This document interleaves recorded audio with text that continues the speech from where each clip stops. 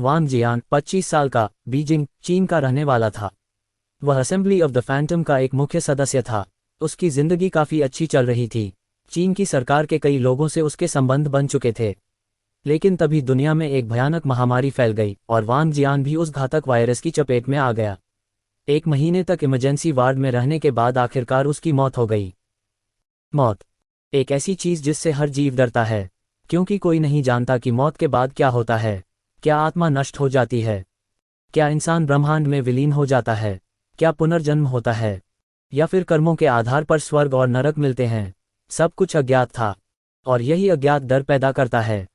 वांग जियान भी मौत से डरता था। उसने बचने के लिए हर संभव कोशिश की, अपना अधिकांश पैसा इलाज पर खर्च कर दिया, लेकिन वह केवल अपनी मौत को थोड़ी देर के लिए टाल पाया। लेकिन मरने के बाद भी उसे अजीब असहजता महसूस हुई। धीरे धीरे उसने आंखें खोलीं। तेज रोशनी उसकी आंखों में चुभी, इसलिए उसने तुरंत आंखें बंद कर लीं। कुछ सेकंड बाद उसने दोबारा आंखें खोलीं, इस बार धीरे धीरे। जल्द ही उसकी आंखें रोशनी के अनुकूल हो गईं और वह साफ देखने लगा। उसने चारों तरफ देखा। वह एक बड़े कमरे में था, जिसकी दीवारें पत्थर और लकड़ी से बनी थीं। कमरे में बिना किसी एयर कंडीशनर के भी ठंडक थी। छत के पास एक छोटी खिड़की थी, जिससे सूरज की रोशनी अंदर आ रही थी। ये जगह क्या है? वांग जियान ने सोचा। तभी उसके सिर में अचानक तेज दर्द उठा। दर्द के साथ अनगिनत यादें उसके दिमाग में घुसने लगीं। वह सिर्फ उन यादों को देख नहीं रहा था, बल्कि उन्हें जी भी रहा था। केवल 20 सेकंड में उसने 20 साल की यादें अनुभव कर लीं। मैं किसी दूसरी दुनिया में आ गया हूँ। लेकिन ये क्या बकवास है? वह भीतर ही भीतर चिल्लाया। जिस शरीर में उसकी आत्मा आई थी, वह एवरलास्टिंग मिस्टिकल एम्पायर के 7वें राजकुमार का था। उसका नाम भी वांग जियान था। वह बेहद सुंदर युवक था, चांदी जैसे बाल, समुद्र जैसी नीली आंखें, तेज चेहरा और आत्मविश्वास से भरी आभा। लेकिन उसका स्वभाव बेहद खराब था। उसमें कोई खास प्रतिभा नहीं थी और वह राजधानी में हमेशा मुसीबतें खड़ी करता रहता था। उसने कई बड़े संप्रदायों के बुजुर्गों तक का अपमान किया था। आखिरकार सम्राट ने उसे साम्राज्य की सीमा पर निर्वासित कर दिया, लेकिन वहां जाकर भी वह नहीं सुधरा। उसने अपनी राजकुमार की शक्ति का इस्तेमाल करके पूरे इलाके में तानाशाही शुरू कर दी। जो उसका विरोध करता, उसे मार दिया जाता। सुंदर लड़कियों को जबरदस्ती महल में लाया जाता। रिश्वत, जमीन छीनना, अत्याचार, सब कुछ आम बात थी। स्थानीय सेना और डाकू भी उसका साथ देते थे, क्योंकि उन्हें बहुत पैसा मिलता था। लोग राजधानी तक शिकायत भी नहीं पहुंचा सकते थे। अगर कोई भाग निकलता तो राजधानी में मौजूद उसकी माँ उसे चुप करा देती। 1 महीने पहले वांग जियान की नज़र एक बेहद सुंदर लड़की पर पड़ी। उसने तुरंत अपने आदमियों को उसे पकड़ने का आदेश दिया। तभी लगभग 16 साल का एक लड़का आगे आया और उसके सैनिकों से लड़ने लगा। उसके पास कोई खेती शक्ति कल्टिवेशन नहीं थी, लेकिन उसकी चालें बेहद प्रशिक्षित थीं। फिर भी बिना शक्ति के वह 3 कल्टिवेटर्स का सामना नहीं कर सका। वह बुरी तरह घायल हो गया। तभी वह सुंदर लड़की वांग जियान के सामने गिड़गिड़ाई, कृपया उसे मत मारिए, मैं आपकी हर बात मानूंगी। वांग जियान के चेहरे पर गंदी मुस्कान आ गई। उसने लड़की की ठुड्डी पकड़कर कहा, अगर तुम मेरी नौकरानी बन जाओ और उससे सारे रिश्ते तोड़ दो, तो मैं उसे छोड़ दूंगा। लड़की ने कांपती आवाज में कहा। उद्धरण चिन्ह ... ठीक है। उस लड़की का नाम था सुशियान। वांग जियान उसे अपने साथ ले गया, लेकिन उसने गुप्त रूप से उस लड़के को मारने के लिए हत्यारे भी भेज दिए। अजीब बात यह थी कि हत्यारे वापस नहीं लौटे। बाद में पता चला कि लड़के की लाश भी गायब हो गई। उस लड़के का नाम था लिन फैंग। अब वह जंगलों में रहने वाली जनजातियों के साथ मिलकर वांग जियान के खिलाफ लड़ रहा था। उसकी शक्ति तेजी से बढ़ रही थी। कम उम्र में ही वह स्पिरिट रेल्म तक पहुंच चुका था और ओरिजिन रेल्म कल्टिवेटर से भी लड़ सकता था। ये साफ था, लिन फैंग इस दुनिया का नायक था और वांग जियान, वह उसका विलेन बनने वाला था। अगर ऐसा चलता रहा तो मैं उस नायक का स्टेपिंग स्टोन बन जाऊंगा। वांग जियान ने दांत भींचे। तभी उसके दिमाग में एक यांत्रिक आवाज गूंजी। आत्माओं का विलय पूर्ण हुआ। कौन है? उसने पूछा।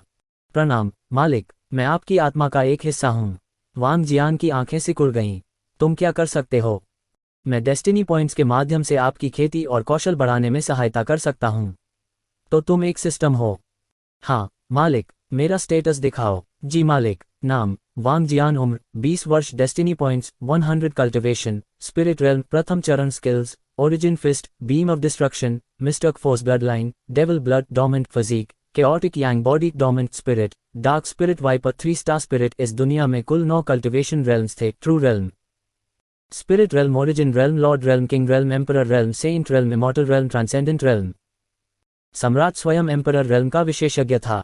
वांग जियान ने सिस्टम से पूछा, डेस्टिनी पॉइंट्स कैसे मिलते हैं? सिस्टम बोला, इस दुनिया में कुछ लोग विशेष भाग्य लेकर जन्म लेते हैं, जैसे नायक, नायिकाएं, विलेन और उनके साथी। यदि आप उनकी भावनाओं को गहराई से प्रभावित करते हैं तो आप उनके भाग्य को कम कर सकते हैं और डेस्टिनी पॉइंट्स प्राप्त कर सकते हैं। वांग जियान की आंखों में चमक आ गई। मतलब, मुझे नायक से लड़ना होगा। भावना सकारात्मक हो या नकारात्मक, बस तीव्र होनी चाहिए। ये सुनकर वांग जियान मुस्कुराया। फिर उसने पूछा, सिस्टम शॉप खोलो और बिगिनर पैकेज भी। मालिक, कोई सिस्टम शॉप या बिगिनर पैकेज नहीं है। क्या?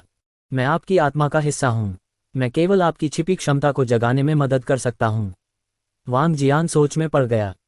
फिर धीरे धीरे उसके चेहरे पर एक खतरनाक मुस्कान उभरी।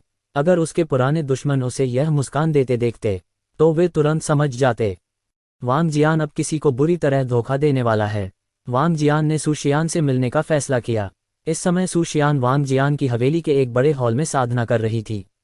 केवल 1 महीने में ही वह ट्रू रियल्म के 9वें स्तर तक पहुंच चुकी थी। ये सब इसलिए संभव हुआ क्योंकि वांग जियान ने उसे तेजी से शक्तिशाली बनाने के लिए बहुत सारे संसाधन दिए थे। उसका असली उद्देश्य था जल्द से जल्द उसकी शक्ति और प्रतिभा हासिल करना। सु शियान के दिल में वांग जियान के लिए गहरी नफरत थी। वह उसे मार देना चाहती थी, लेकिन उसने अपने इरादों को दिल में छिपा कर रखा। उसने वांग जियान के सलाहकार की बातें सुनी थीं और एक योजना बना ली थी। वह दिखावे के लिए वांग जियान की आज्ञाकारी बनेगी और जब वह उसके साथ रात बिताने आएगा तब उस पर हमला करेगी। वह उसे ऐसा नुकसान पहुंचाना चाहती थी कि वह फिर कभी किसी लड़की की जिंदगी बर्बाद न कर सके। अगर वह वांग जियान को मारने में सफल हो जाती तो भागने की कोशिश करती, और अगर भाग नहीं पाती तो अपनी जान दे देती। उसकी योजना अच्छी थी, लेकिन एक बात वह नहीं जानती थी, अब वांग जियान पहले वाला इंसान नहीं रहा था। जब वांग जियान ने सु शियान को देखा तो उसने एक बेहद सुंदर 17 वर्षीय लड़की को देखा। उसके लंबे काले बाल पीठ तक लहरा रहे थे और उसकी गहरी भूरी आंखों में रहस्यमय आकर्षण था। उसकी सुंदरता किसी को भी मोहित कर सकती थी। कुछ पल तक उसे देखने के बाद वांग जियान ने गहरी सांस ली और खुद को शांत किया। उसने मन ही मन सोचा, धरती पर होती तो बहुत बड़ी इन्फ्लुएंसर बन जाती, लेकिन इस दुनिया में सुंदरता से ज्यादा ताकत और दर्जा मायने रखते हैं। आंखें खोलो, सु शियान, वांग जियान ने आदेश दिया। सु शियान चौंक गई। उसे एहसास ही नहीं हुआ था कि वांग जियान कब उसके पास आ गया। तब तुम यहाँ क्या कर रहे हो? उसने घबराते हुए पूछा। पिछले 1 महीने में वांग जियान ने कभी उसकी साधना में बाधा नहीं डाली थी, इसलिए उसे लगा था कि वह बस सही समय का इंतजार कर रहा है। वांग जियान शांत स्वर में बोला, यह मेरी हवेली है, मैं जब चाहूं यहाँ आ सकता हूँ। वह धीरे धीरे उसकी ओर बढ़ा। सु शियान डरकर पीछे हट गई। तुम मेरी साधना में बाधा डाल रहे हो। क्या तुम नहीं चाहते कि मैं जल्दी स्पिरिट रियल्म तक पहुंचूं? वांग जियान मुस्कुराया और उसके गाल को हल्के से छूते हुए बोला, मुझे नहीं पता था कि तुम्हें इतनी जल्दी है। अगर चाहो तो अभी भी सब हो सकता है। क्या ये बकवास है? बधाई हो, होस्ट, आपने हीरोइन सु शियान को डराने में सफलता प्राप्त की।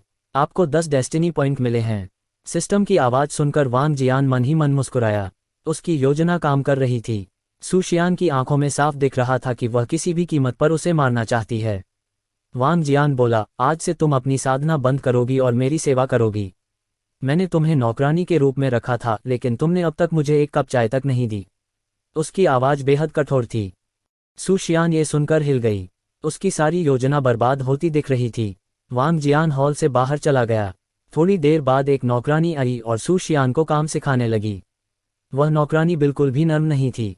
उसने सु शियान को कई बार थप्पड़ भी मारे। दूसरी तरफ वांग जियान लगातार सिस्टम से डेस्टिनी पॉइंट मिलने की सूचनाएं पाकर खुश हो रहा था।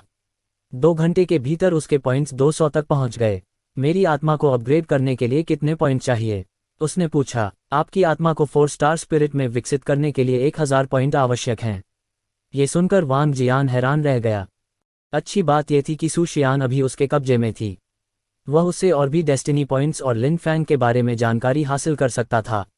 सिस्टम ने उसे पहले ही समझा दिया था कि ऐसे लोगों से कैसे निपटना है जिनके पास महान भाग्य होता है। जब तक मास्टर उनके प्रति जानलेवा इरादा नहीं दिखाते या उन्हें ऐसी सीमा तक मजबूर नहीं करते कि वे अपनी जान की परवाह किए बिना आपको मारना चाहें, तब तक सब ठीक रहेगा। लेकिन अगर ऐसा हुआ तो दुनिया की शक्ति उनकी रक्षा करने लगेगी। यही कारण था कि वांग जियान बिना डरे सु शियान के साथ खेल रहा था। उसे पता था कि जब तक वह बहुत आगे नहीं बढ़ेगा, सु शियान सब सहन करती रहेगी। इसके बाद उसने अपने अधीनस्थों को उन जनजातियों की पूरी जानकारी इकट्ठा करने का आदेश दिया। लश स्ट्रीम टिम्बरलैंड में 3 प्रमुख जनजातियां थीं, night dagger clan, crimson mammoth warriors, miracle angel tribe. इन नामों को सुनते ही वांग जियान को कुछ अंदाजा हो गया कि क्या चल रहा है, लेकिन पूरी सच्चाई जानने के लिए उसने तुरंत अपने लोगों को इकट्ठा। सर, इस बैठक का कारण क्या है? वांग जियान के एक वफादार सलाहकार ने पूछा। उसका नाम जिएवान था। वह 50 वर्ष से अधिक उम्र का था, लेकिन अभी भी केवल एक मध्यम आयु के व्यक्ति जैसा दिखता था। वांग जियान के दरबार में उसका काफी प्रभाव था। पुराना वांग जियान अक्सर उसकी सलाह मानता था। सु शियान को साधना करवाने का विचार भी उसी ने दिया था। वांग जियान ने गंभीर स्वर में आदेश दिया, उन विद्रोही जनजातियों के योद्धाओं को पकड़ लाओ। ये सुनते ही जिएवान थोड़ा चौंका। मालिक, क्या ये ठीक होगा? हमने पहले ही बहुत लोग खो दिए हैं और सहायता सेना अभी तक नहीं पहुंची है, उसने सावधानी से कहा। दरबार के अधिकांश लोग उसकी बात से सहमत थे। एक अन्य व्यक्ति बोला, सर जी ये सही कह रहे हैं, अभी जल्दबाजी में हमला करना गलती होगी। जब सहायता सेना आ जाएगी तब हम इन जनजातियों पर विद्रोह का आरोप लगाकर उन्हें पूरी तरह खत्म कर सकते हैं। उनकी बातें सुनकर वांग जियान का चेहरा गंभीर हो गया। ऊपरी तौर पर यह योजना बेहतरीन लग रही थी, लेकिन वांग जियान जानता था कि लिन फैंग जल्द ही हमला करेगा। तब तक सहायता सेना शायद बहुत देर से पहुंचेगी। उसे पहले एक सटीक योजना बनानी थी और इसके लिए लिन फैंग के बारे में पूरी जानकारी जरूरी थी। कुछ पल चुप रहने के बाद उसने कठोर आवाज में कहा, अपने सारे संपर्क इस्तेमाल करो। दिन खत्म होने से पहले मैं हर जनजाति का एक सदस्य इस हवेली में चाहता हूं। इतना कहकर वह हॉल से बाहर चला गया। उसके जाते ही सभी सलाहकार हैरान रह गए। उन्हें महसूस हुआ कि वांग जियान पहले से काफी बदल चुका था। हालांकि वे असहाय थे, फिर भी आदेश मानना पड़ा। उन्होंने झेंगुआन क्षेत्र में अपने संपर्कों का उपयोग किया और तीनों जनजातियों से कुल 9 योद्धाओं को पकड़ लिया, हर जनजाति से 3। वांग जियान ने तुरंत आदेश दिया कि उनसे पूरी पूछताछ की जाए। दिन के अंत तक उसके हाथ में 3 मोटी फाइलें थीं। उन फाइलों में लिन फैंग और जनजातियों की पूरी जानकारी थी। असल में मिरेकल एंजल ट्राइब के कुछ योद्धाओं ने वह दृश्य देखा था जब वांग जियान के सैनिक लिन फैंग को बेरहमी से पीट रहे थे। उन योद्धाओं में जनजाति प्रमुख की इकलौती बेटी भी थी। उसे लिन फैंग पर दया आ गई और उसने उसे बचाने की इच्छा जताई। जब वांग जियान सु शियान को लेकर चला गया तब वे लोग तुरंत लिन फैंग को अपने छिपे हुए ठिकाने पर ले गए और उसका इलाज करने लगे। कुछ समय बाद वांग जियान के हत्यारे वहां पहुंचे, लेकिन जनजाति के योद्धाओं ने उन्हें मार डाला और लिन फैंग को लेकर भाग निकले। अपने ठिकाने पर उन्होंने विशेष जड़ी बूटियों से उसका उपचार किया, लेकिन तभी एक चमत्कार हुआ। लिन फैंग का शरीर चमकने लगा। उसके शरीर से एक पवित्र और शक्तिशाली आभा निकल रही थी। जल्द ही उन्हें पता चला कि लिन फैंग के पास होली लाइट फिजिक था। Miracle angel tribe light God की पूजा करती थी। उनके लिए लाइट एलिमेंट वाले लोग भगवान का आशीर्वाद माने जाते थे, और लिन फैंग तो होली सन निकला। ये खबर फैलते ही पूरी जनजाति में उसका सम्मान तेजी से बढ़ गया। जल्द ही पूरे कबीले के संसाधन उसके लिए उपलब्ध हो गए। जनजाति प्रमुख हान लेई ने अपनी बेटी हान शिफेंग की सगाई भी लिन फैंग से कर दी। हान शिफेंग के पास सबसे शुद्ध एंजल ब्लडलाइन थी और उसका लाइट एलिमेंट बेहद शक्तिशाली था, इसलिए वह लिन फैंग के लिए एक आदर्श साथी मानी गई। इसी बीच बाकी 2 जनजातियों को भी होली सन की खबर मिल गई। वे डर गए कि मिरेकल एंजल ट्राइब बहुत शक्तिशाली हो जाएगी, इसलिए उन्होंने मिलकर उन पर गुप्त हमला करने का फैसला किया। युद्ध के दौरान लिन फैंग ने कई दुश्मनों को मारकर अपना नाम बना लिया, लेकिन मिरेकल एंजल ट्राइब को भारी नुकसान हुआ और उन्हें छिपना पड़ा। लिन फैंग, हान लेई, हान शिफेंग और लगभग 30 सदस्य किसी तरह बच निकले। भागते समय लिन फैंग को एक रहस्यमयी गुफा मिली। वहां एक पौराणिक तलवार सील की हुई थी। कई परीक्षाएं पार करने के बाद उसने उस तलवार को हासिल कर लिया और उसकी शक्ति अचानक बढ़ गई। उस तलवार का नाम था 9 हेवनली लाइटनिंग स्वॉर्ड। कहा जाता था कि उसमें 9 रंगों की बिजली की शक्ति थी। फिलहाल लिन फैंग केवल गोल्डन लाइटनिंग का उपयोग कर सकता था, लेकिन वह भी बेहद खतरनाक थी। यहां तक कि ओरिजिन रियल्म का साधक भी उस बिजली से घायल हो सकता था। इस शक्ति के सहारे लिन फैंग ने बाकी 2 जनजातियों को हरा दिया और उनका सम्मान जीत लिया। क्रिम्सन मैमथ वॉरियर्स की सोच सरल थी, जो उन्हें एक के बाद एक लड़ाई में हरा दे, वे उसके प्रति वफादार हो जाते थे। उधर नाइट डैगर क्लैन ने भी समर्पण कर दिया, क्योंकि अब 3 में से 2 जनजातियां लिन फैंग के साथ थीं। उन्हें डर था कि लिन फैंग केवल मिरेकल एंजल ट्राइब का पक्ष लेगा, इसलिए दोनों जनजातियों ने अपनी सबसे सुंदर लड़कियों को उसके पास भेजा ताकि वे उसे आकर्षित कर सकें। वे लड़कियां बचपन से इसी उद्देश्य के लिए तैयार की गई थीं, और सच कहें तो वे भी लिन फैंग से संतुष्ट थीं। वह ताकतवर था, ऊंचे दर्जे का था और देखने में भी अच्छा था।